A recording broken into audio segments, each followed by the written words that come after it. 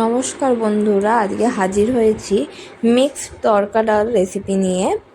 এটা তড়কা ডালের সঙ্গে আরও অনেক রকমের ডাল বা বাদাম বা ছোলা এগুলো সব মেশানো থাকে। প্রথমে ওভারনাইট এটাকে ভিজিয়ে রেখেছিলাম, তারপর এটাকে সেদ্ধতে বসিয়ে দিলাম প্রেশার কুকারে। এরপর যা লাগবে আদা, রসুন, পেঁয়াজ, টমেটো সব আমি কুচিয়ে নেব। সাথে আমি দুটো ডিম দেব, তাই ডিম দুটোও নিয়ে নিয়েছি। সব কিছু এখানে কুচিয়ে নিয়েছি, আদা, রসুন, পেঁয়াজ। কড়াইতে তেল গরম করে প্রথমে রসুন কুচিটা দিয়ে দিচ্ছি। রসুন কুচিটা দেওয়া হয়ে গেলে তারপর আদা কুচিও দিয়ে দিচ্ছি। আদা রসুন কুচিটা হালকা ভাজা হলে তারপর এতে দিয়ে দেব পেঁয়াজ কুচি। পেঁয়াজ কুচিটা দিয়ে হালকা করে ভালোভাবে ভেজে নিতে হবে। খুব বেশি ভাজতে হবে না, পেঁয়াজটা অল্প নরম হওয়া পর্যন্ত ভালো করে নেড়ে চেড়ে ভেজে নিতে হবে।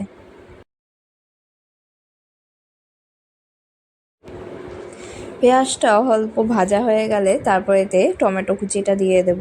এখানে আমি দুটো টমেটো কুচি দিয়েছি। টমেটো কুচিটা একটু বেশি দিলেই ভালো, অথবা টমেটোর সঙ্গে একটু টমেটোর সস মিশিয়ে দিতে পারেন, তাহলেও কিন্তু টেস্টটা ভালো হয়। এরপর সামান্য একটুখানি নুন দিয়ে নিচ্ছি, টমেটোটা যাতে তাড়াতাড়ি নরম হয়ে যায় তার জন্য। এবার টমেটোটা ভালো করে নরম হওয়া পর্যন্ত অপেক্ষা করতে হবে। এরপর এতে আমি দিয়ে দিচ্ছি একটু হলুদ গুঁড়ো দিয়ে ভালো করে এটা কষিয়ে নেব। নর্মাল তড়কার ডাল আমরা যেভাবে রান্না করি সেইভাবেই কিন্তু এই মিক্সড তড়কার ডালটাও রান্না হয়। এবার এইগুলো ভালো করে মিশে গেলে এর মধ্যে আমি দুটো ডিম ফেটিয়ে দিয়ে দিলাম। এইভাবে ডিমটা দিলে কিন্তু ডিমের টেক্সচারটা ভালো হয়, আর কিন্তু আলাদা করে ভাজলে যে তেলটা লাগে বেশি সেটাও কিন্তু লাগে না। ডিমটা এইভাবে দিয়ে ভালো করে আমি ভেজে নেব।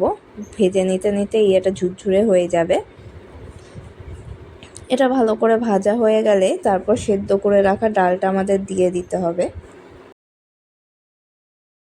এবার এর মধ্যে আমি অল্প গরম মশলা আর চাট মশলা দিয়ে নিচ্ছি। গরম মশলাটা আমি পরিমাণে কম দিয়েছি, চাট মশলাটা একটু বেশি দিচ্ছি।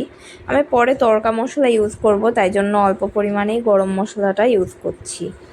এবার মশলাগুলো ভালো করে এর মধ্যে মিশিয়ে নিয়ে তারপর সেদ্ধ করে রাখা ডালটা দিয়ে দিতে হবে।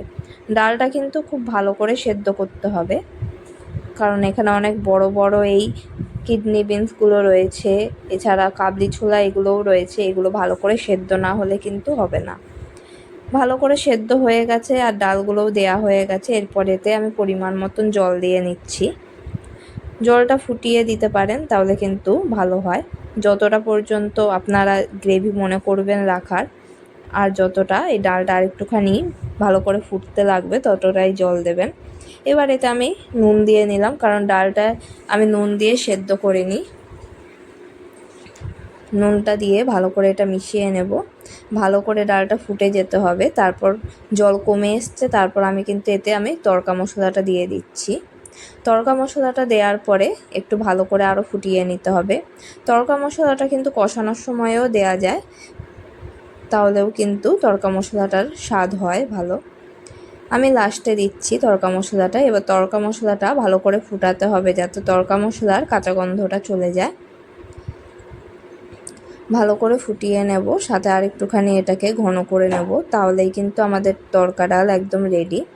আপনারা চাইলে লাস্টে একটু কাসুরি মেথিও দিতে পারেন, তাহলেও কিন্তু এটার টেস্টটা ভালো হয়।